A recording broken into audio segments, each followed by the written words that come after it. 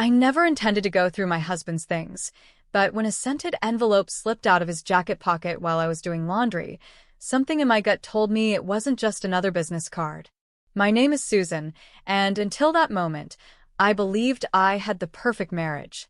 Michael and I had been together for 6 years, building what I thought was a solid foundation of trust and mutual respect. But there I was, standing in the laundry room, holding a pale pink envelope that smelled of jasmine, and something I couldn't name but felt like regret. "Susan, have you seen my gray jacket?" Michael called from upstairs. "I need it for tomorrow's meeting." My hands trembled as I quickly shoved the envelope into my pocket. "Just putting it in the wash now," I replied, surprised at how steady my voice sounded. Later that night, after Michael had fallen asleep, I found myself sitting in our bathroom. I was perched on the edge of the tub, holding the letter in my hands. The handwriting on the envelope was beautiful and feminine, completely different from the scrawled notes his business associates usually sent. It began, "Dear M, I know it's been years, but I can't stop thinking about what you said at the charity gala last month about regretting your choices." About us. My stomach twisted. The charity gala? Last month? The same one where Michael had claimed he spent the entire evening networking with potential investors? My eyes moved back to the letter as each word sank deeper, like needles under my skin. "Your mother always said we were perfect together." Maybe she was right. Maybe it's not too late. A soft knock on the bathroom door startled me so badly I nearly dropped the letter. "Susan? You okay in there?" Michael's voice was groggy, thick with sleep. I hastily folded the letter and stuffed it into my robe pocket. "Just feeling a little queasy," I lied. "Must have been the takeout." "Do you need anything?" he asked, sounding genuinely concerned. That made it all worse. How could he sound so caring while keeping such a secret? "No, I'm fine. Go back to sleep." I waited until his footsteps retreated and the bed creaked as he lay down again. Then I caught a glimpse of myself in the mirror. The woman staring back at me didn't look like the Susan I knew. She looked harder, more suspicious. In that moment, I realized something terrible. My marriage wasn't what needed fixing. It was already broken. What I needed was a plan. The next morning, as we sat at the table over coffee, Michael leaned in and kissed my forehead like everything was fine. "Mother's coming over for dinner tonight," he reminded me. "She's been asking about grandchildren again." I forced a smile, though my mind was racing. His mother, Samantha, was relentless about us having kids. Now, her words from the letter made sense. Perfect together. Of course, she'd always preferred his ex. The realization hit me like a slap. "Actually," I said, stirring my coffee slowly, "I'm not feeling well enough for company. Maybe we should reschedule." Michael's face darkened just a little. "Mother's already on her way. She's been planning this dinner all week." "Of course she has," I muttered. "What's that supposed to mean?" he snapped. I met his gaze across the kitchen island. "Nothing. I just think it's interesting how your mother always gets what she wants." He set his coffee cup down harder than necessary. "Susan, what's going on with you?" "You tell me, I replied, emphasizing the nickname from the letter. "Anything you want to share about last month's gala?" His face went pale. He opened his mouth to respond, but before he could, my phone buzzed. A text from my sister, Olivia, popped up. "Emergency at work. Need you ASAP." Grateful for the escape, I grabbed my purse. "I have to go. Tell your mother I'm sorry about dinner." As I walked to my car, I felt his eyes on me from the window. 6 years of marriage, and one letter had me questioning everything. But the worst part? I knew this was just the beginning. When I arrived at Olivia's coffee shop, the quiet, familiar atmosphere gave me a moment to breathe. A few regulars sat at their usual spots, sipping coffee and chatting. Olivia slid a steaming mug across the counter toward me. "You look awful," she said, her voice low and concerned. Wordlessly, I pulled the now wrinkled letter from my purse and handed it to her. She read it in silence, her expression growing darker with each line. When she finished, she slammed it down on the counter. "That lying piece of—" "It gets worse," I interrupted. "Remember the charity gala last month? The one where Michael said He was networking all night. Olivia's eyes widened. The one where Samantha kept parading that skinny blonde around? Exactly, I said, gripping the mug tightly to keep my hands from shaking. It's probably her. And apparently, Samantha still thinks they're perfect for each other. Before Olivia could respond, the bell above the door jingled. And in walked Samantha Ashford, sweeping in like she owned the place. Her designer handbag swung from her arm, and she looked as put together as ever. Olivia muttered something under her breath and quickly disappeared into the back room. Samantha's sharp eyes landed on me. "Susan, darling," she said in that sugary sweet tone she always used. "I thought you were unwell." "I just needed some fresh air," I said, sitting up straighter and gripping my coffee cup. Samantha slid onto the stool next to me, uninvited, and folded her hands neatly. "Well, since we're both here, we might as well discuss the elephant in the room." I froze, the words escaping my lips before I could stop them. "The charity gala?" For a split second, her expression changed, surprise, maybe even concern, but it vanished just as quickly. "I meant children, dear. Michael isn't getting any younger, and the Ashford name needs to be carried on." My grip on the cup tightened as I fought the urge to lash out. "Maybe you should talk to the blonde from the gala about that." Samantha's perfect mask cracked slightly, but she recovered quickly. Emma was always more amenable to family obligations. Samantha glanced at her perfectly manicured nails, her voice smooth and deliberate. Such a shame things didn't work out between them. But then, timing is everything, isn't it? Her words hit me like a slap in the face. Before I could respond, my phone buzzed. It was a text from Michael. "Where are you? We need to talk." Samantha gave me a smile that didn't reach her eyes. "Trouble in paradise." "Nothing I can't handle," I replied, grabbing my things and standing up. "Give my apologies to Michael for dinner. I'm sure Emma would be thrilled to take my place." I didn't wait for her response. As I reached the door, Olivia stepped out from the back room. "Susan, wait," but I was already outside, gulping in the cool air. My phone buzzed again. This time, Michael's message read, "Please come home. I can explain everything." I couldn't face him. Not yet. I drove aimlessly for what felt like hours, eventually finding myself at the park where Michael had proposed. The memory felt hollow now, tainted like everything else. I sat on the bench where we'd once laughed and dreamed together, but it didn't feel the same. As I sat there, another text came through, this time from an unfamiliar number. "Hi Susan, it's Emma. We should talk." My fingers hovered over the screen. Part of me wanted to ignore it, to pretend none of this was happening. But a stronger part, the one that had been piecing things together all along, knew I couldn't avoid it forever. "Starbucks on 5th. 30 minutes, I replied. When I arrived at the coffee shop, Emma was already there. She looked just as polished as she had at the gala. Perfect hair, perfect clothes, exactly the kind of daughter-in-law Samantha would want. But up close, I noticed the cracks in her demeanor, tiny signs that she wasn't as composed as she appeared. "I'm sorry about the letter," she said as I slid into the seat across from her. "I never meant for you to find it."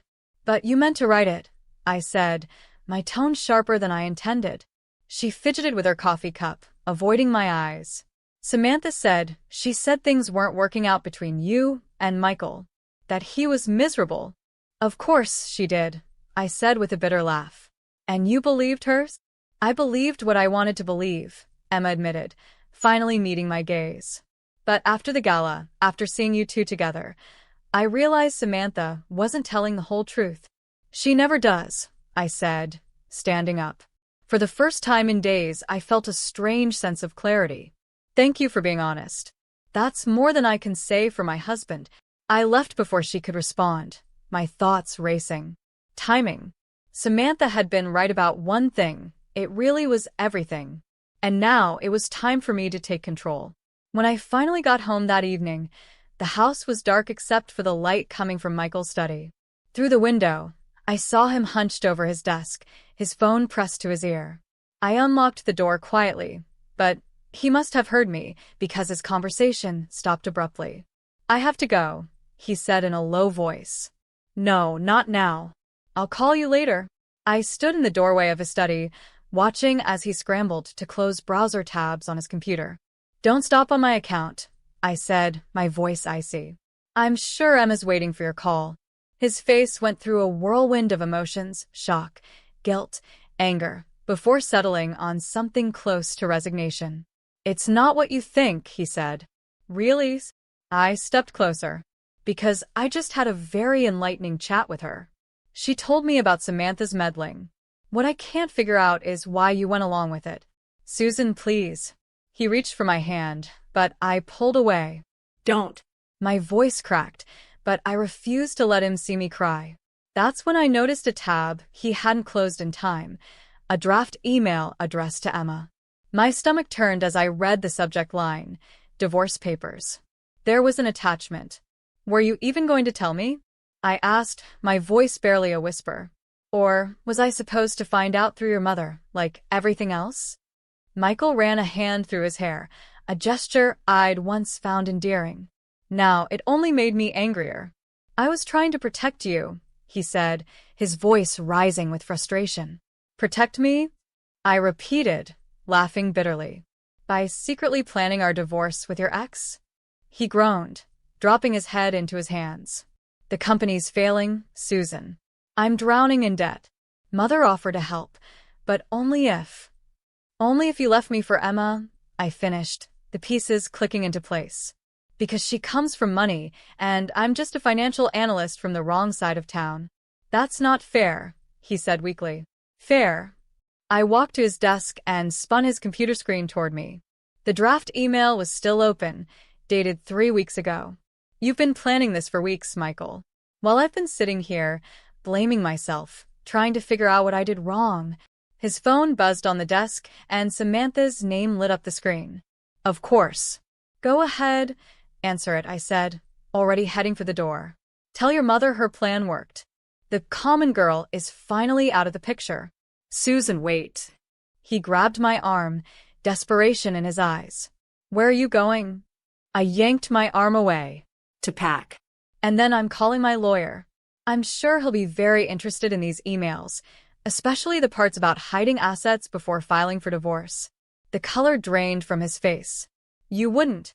I forced a smile, though it felt more like baring my teeth. "The funny thing about being a financial analyst, Michael, is that I notice when money starts moving in strange ways. Like large transfers to offshore accounts. Right after your mother's visits." His phone buzzed again, more insistently this time.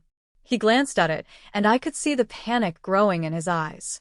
I saw another notification pop up on Michael's phone, a message from Emma about meeting tomorrow to finalize everything. I froze in the doorway and looked back at him. "Do you know what hurts the most?" I asked, my voice shaking. "I actually believed you loved me more than your mother's money." I turned and started up the stairs, but his desperate voice followed me. "What about children?" "Mother says." I stopped and spun around to face him. "Your mother can go to hell," I said sharply. "And so can you." In our bedroom, I grabbed my emergency bag, the one I had packed last week when I first found that letter. I went straight for the door, but before I left, I heard his phone ring again. This time, he answered. "Mother, now isn't a good time." "No, I haven't told her everything yet." "Yes, I know the papers need to be filed by Friday." I slammed the door behind me, cutting off whatever plan Samantha was hatching. Once I was in the car, I checked my phone and saw a text from Olivia, "Guest room's ready whenever you need it." My hands shook as I started the engine, but my mind was clear. If they wanted to play games with my life, fine. But they were about to learn something important. I wasn't just his common girl. I knew how to play too, and I played to win. At Olivia's house, her guest room quickly became my war room. The bed was covered with financial statements, bank records, and emails I'd quietly forwarded from Michael's computer before leaving. 3 days passed, and my phone turned into a battlefield of missed calls and manipulative texts from both Michael and Samantha. "You need to see this," Olivia said, bursting into the room one afternoon with her laptop in hand. She turned the screen toward me, and my heart sank when I saw the headline on a local business news site. "Ashford Industries announces merger with Sterling Corporation." Sterling Corporation. Emma's family business. "That son of a—" I started, but my phone buzzed again. This time it was a call from an unknown number. "Hello." A woman's voice responded, soft but serious. "Susan? This is Felicity. I used to work in accounting at Ashford Industries." I put the call on speaker. "Go on. I've been trying to reach you since I heard about the divorce plans," she said, her voice dropping lower. "There are things you need to know about the company's finances, things that aren't in the official records." "I'm listening." "Not over the phone," she said quickly. "Can we meet?" An hour later, I sat across from Felicity in a quiet corner of a diner outside of town. She slid a small USB drive across the table toward me. "I kept copies of everything," she explained, glancing nervously at the door. "The real books, the offshore accounts, backdated contracts. Samantha has been cooking the books for years. This merger, it's not just about pushing you out. They're trying to cover something bigger." I stared at her, the pieces slowly falling into place. "Why are you helping me?" "Because they did the same thing to me," she said bitterly. "I was engaged to Michael's brother before he died. Samantha decided I wasn't good enough, just like she's decided about you. She made sure I lost my job when I started asking too many questions about the accounts." My phone buzzed again, another message from Michael. "Please come home. We can work this out." "I miss you." "Don't fall for it," Felicity warned. "The merger announcement goes public tomorrow. Once it does." The door of the diner chimed, and I froze. Samantha walked in, her usual air of superiority filling the room. Emma trailed behind her, looking every bit like a polished shadow. "Well, isn't this cozy?" Samantha's voice was cold and sharp. She turned her icy gaze toward me. "Susan, darling, conspiring with disgraced employees now." Felicity grabbed her purse, her face pale. "Remember what I said," she whispered, slipping past Samantha and Emma. "She's lying," Emma said quickly, her words rushed. She's bitter. "Like I am?" I asked, standing up and holding the USB drive tightly. "Or is it because I found out about the creative accounting you're using to hide the company's real financial state?" Fear flickered in Emma's eyes, but Samantha snapped at her. "Quiet." Then she turned to me, her smile razor-sharp. "Let's be reasonable, Susan. What would it take for you to disappear quietly? Name your price." I thought about everything. The divorce papers, the lies, the years of subtle manipulation. "You really don't get it, do you?" I said, my voice steady.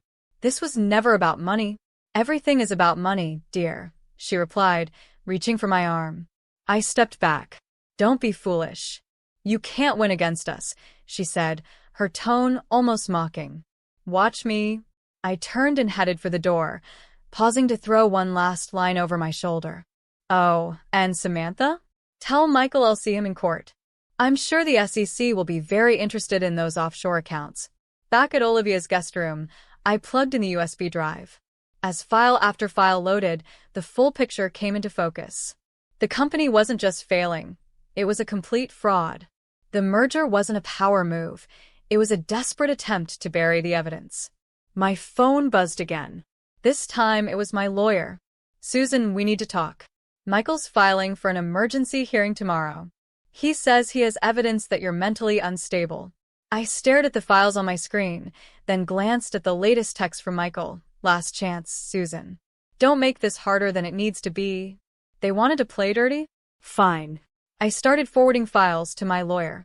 It was time to show them what happens when you corner a so-called mentally unstable financial analyst with nothing left to lose. The courthouse hallway felt like a battlefield. I stood on one side with my lawyer, while Michael, Emma, and Samantha huddled with their legal team on the other. The emergency hearing was about to start, but something felt off. Michael kept checking his phone, looking more agitated by the second. Stalling, my lawyer whispered. The judge should have called us into the hearing 20 minutes ago, but we were still waiting. That's when I saw Felicity rushing toward me, clutching a manila envelope. Her usually neat hair was a mess, and she looked panicked. "Stop the hearing," she gasped, barely able to catch her breath. "You need to see this first." Samantha stepped forward, trying to block her path, but Felicity slipped past and looked directly at me. "It's about us," she said, her voice shaking. The world seemed to tilt as her words hit me. What about S? I managed to ask, though deep down I already knew. The custody papers they're filing. Felicity hesitated, her eyes darting to Michael, who had gone pale. They're not just claiming you're unstable, they're claiming Sawyer isn't. Isn't what? I asked, but the truth was already clear. I'd seen the way Samantha treated us differently. The hushed conversations that stopped whenever I entered a room. The constant pressure about having real Ashford heirs. Michael stepped forward, his voice low. Susan, let me explain. Explain what? I demanded as I ripped open the envelope. Inside were DNA test results, dated 3 years ago. My hands trembled as I stared at them. You knew? You've known all this time. Mother insisted on the test, he said quietly. After S was born, she noticed. Noticed what?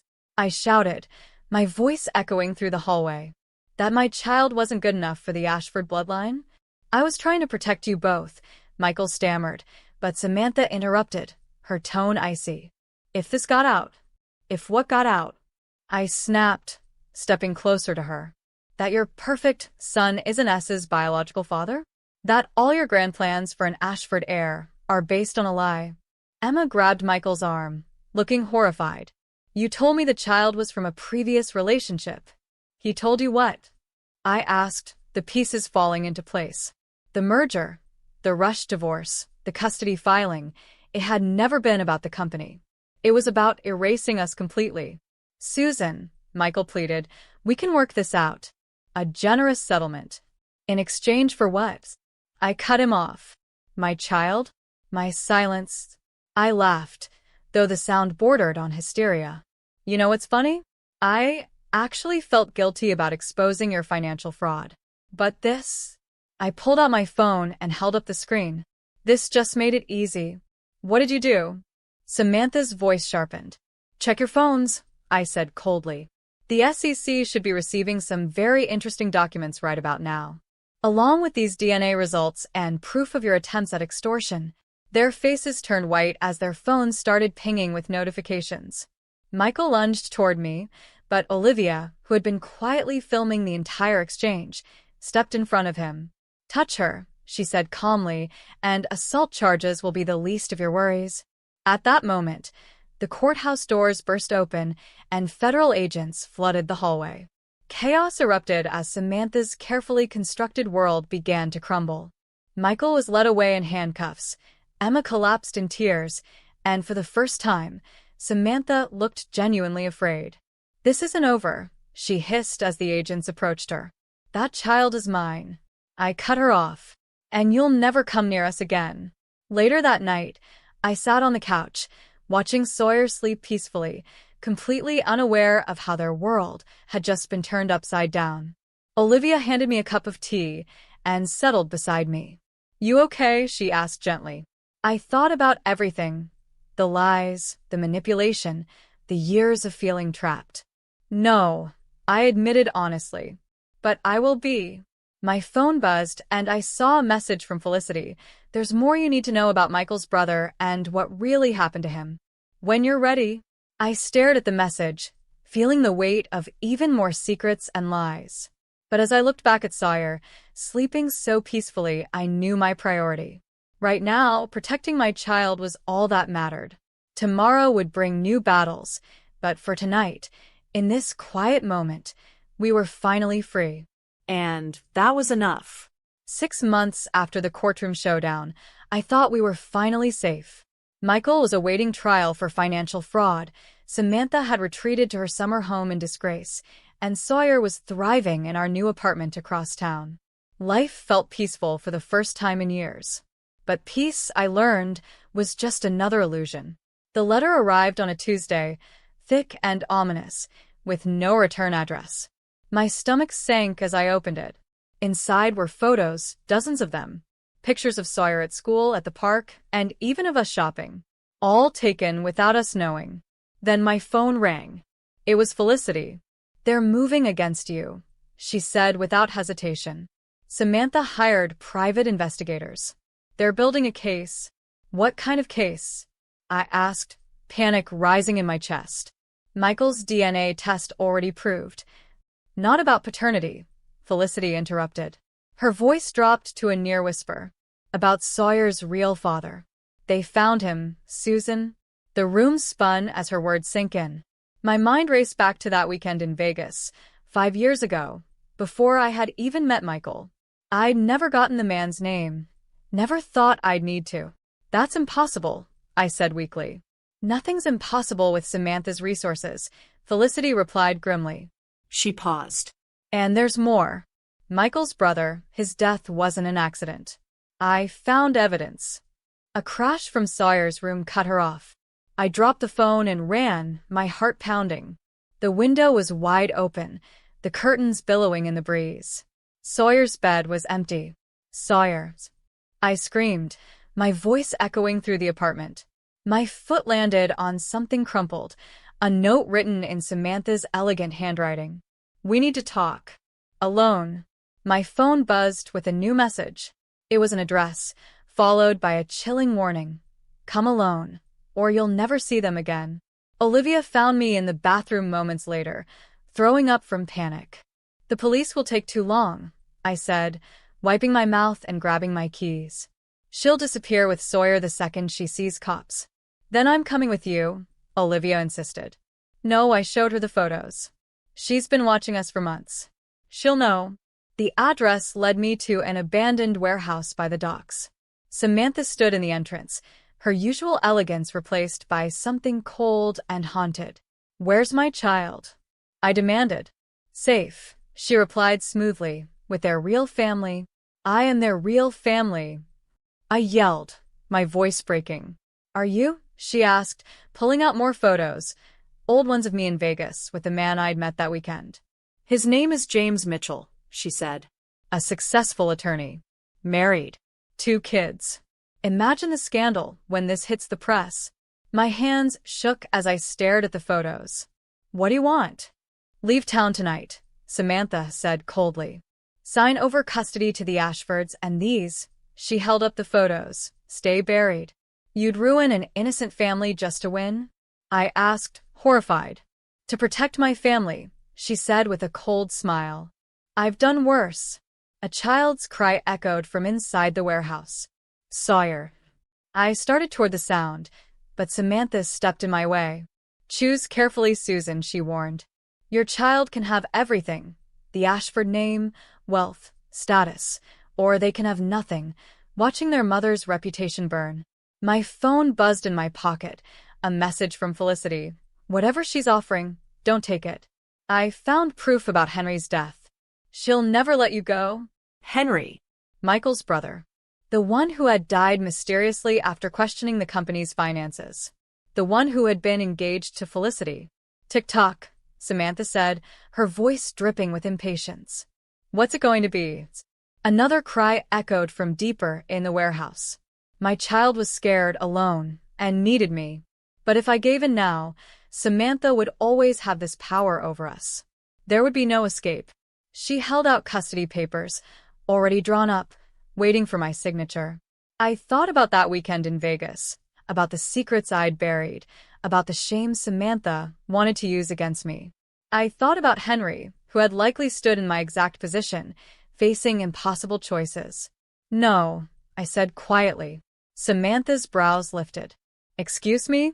I met her gaze, feeling my anger harden into resolve. I said no. You want a war, Samantha? Let's have one. But remember, you taught me how to play dirty. Her face twisted in rage as I pulled out my phone and showed her the recording app, running and ready.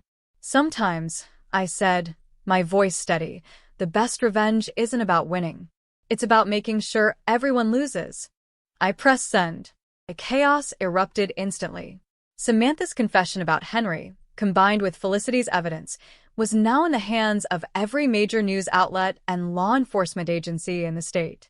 Samantha's composure cracked like fine china. What have you done? She shouted, her voice breaking. Exactly what you taught me, I said, stepping closer to her. Never start a war you can't win. A door slammed somewhere inside the warehouse. Footsteps echoed, and then Michael emerged from the shadows, holding Sawyer's hand. My child's eyes lit up when they saw me, but Michael's grip tightened. Let them go, I demanded, my voice steadier than my shaking hands. Or what? Michael's laugh was hollow. You'll destroy what's left of us? Too late, I said, gesturing at the chaos around us. The warehouse, the photos, the mess their greed and lies had created. There is no us, Michael. There never was. Just your mother's puppet show. Michael. Samantha snapped. Take the child and go. But Michael surprised us both. He let go of Sawyer's hand. No, he said, his voice heavy with exhaustion. I'm done taking orders. Sawyer ran to me, wrapping their little arms around my legs. I held them close, never taking my eyes off Michael. He pulled out his phone, scrolling through messages as his face fell further with each one. It's everywhere, he muttered, his voice distant. Henry's death. The company fraud. Everything. His eyes shifted to Samantha. Did you really kill him? I protected this family. Samantha shrieked, her voice hysterical. Everything I did was for control. Felicity's voice cut through the chaos. She stepped out from behind a stack of crates, holding a gun in her trembling hands. Like when you had Henry's brakes tampered with after he threatened to expose the company's secrets. Samantha's face turned ghostly white. You have no proof, she whispered. Actually, we do. I held up my phone again. The mechanic confessed this morning. Turns out your money can't buy everyone's silence. Samantha stared at me, her voice a hoarse whisper. You planned this. All of it. I learned from the best, I said, picking up Sawyer and holding them tight. But unlike you, I'm not doing this for power. I'm doing it for love. Sirens wailed in the distance, growing louder. Samantha lunged for her purse, but Felicity fired a warning shot into the ground near her feet. Don't, Felicity said, her voice trembling. Henry deserves justice. Michael stepped between them, looking older than I'd ever seen him. It's over, Mother. We lost. Samantha's eyes darted wildly. I can fix this, she said desperately. I can fix. Fix what? I asked, my voice breaking. Your son's death? The lives you've ruined? The grandchild you tried to steal? Police cars screeched to a halt outside. Olivia burst in moments later, officers close behind her. Susan, she called, running toward us. She dropped to her knees, checking Sawyer for injuries. Are you okay? I nodded as officers handcuffed Samantha. Her carefully constructed world was crumbling all around her. Michael stood off to the side, looking completely lost. I'm sorry, he said softly, not meeting my eyes. For everything. I should have been stronger. Yes, I agreed, holding Sawyer close. You should have. As the officers led Samantha away, she turned to me one last time, her face twisted with bitterness. You think this is victory? She spat. You've destroyed everything. No, I replied, shifting Sawyer in my arms. I've protected what matters. The rest? You destroyed it yourself. Later that night, as reporters swarmed outside and detectives took statements, Felicity approached me. What now? She asked. I glanced at Sawyer, who was sleeping peacefully in Olivia's car. Michael was giving his statement to the police, and the empire of lies Samantha had built was now exposed for the world to see. Now, I said with a small smile. Now we rebuild. But this time on truth. The morning papers would call it the scandal of the decade. But for me, it was simpler than that. It was the day I stopped being afraid of shadows and started facing the light. Sometimes, the greatest revenge isn't destroying your enemies. It's refusing to become them. 1 year later, I sat in the visitor's room of the state prison, looking at Samantha through the scratched plexiglass. She seemed smaller now, her once impeccable appearance replaced by prison orange and a weary face. Thank you for coming, she said, her voice quiet, lacking its usual command. I wasn't sure you would.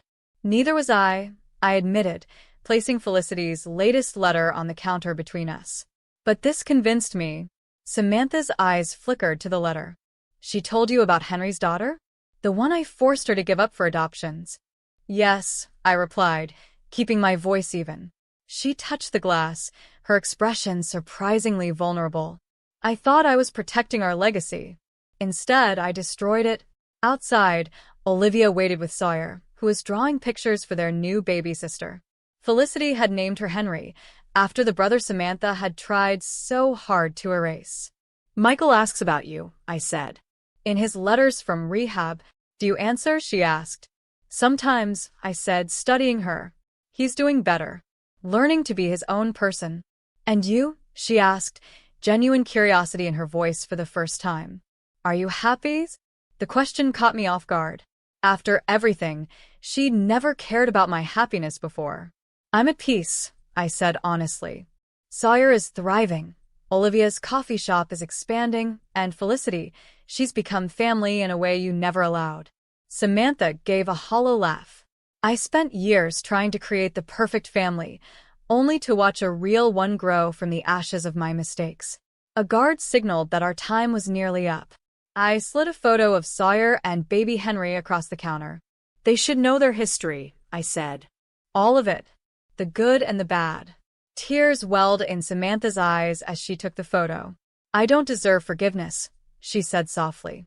No, I agreed. But they deserve the chance to decide that for themselves. As I stood to leave, she pressed her hand to the glass. Susan, that letter you found. The one that started everything? I planted it. I froze. Why? I saw myself in you, she admitted. The strength I lost long ago. I thought breaking you would prove I still had control. But instead, you showed me what real strength looks like. Outside, Sawyer ran to me, waving a drawing. Look, Mommy. It's all of us. The picture showed our strange, beautiful family. Olivia, Felicity, baby Henry, and even Michael in his rehab center's garden. In the corner was a figure in orange, Grandma Samantha, drawn with the simple forgiveness only a child could offer. It's perfect, I said, holding Sawyer close. Later that night, Felicity joined me in the nursery. Do you ever regret it? She asked. Not taking revenge when you had the chance? I thought about Samantha's confession and the satisfaction I could have taken in destroying her completely. But then I thought about the cycle of pain that would have continued. The best revenge, I said, watching baby Henry sleep, was breaking the pattern. Building something beautiful from something broken. And Michael,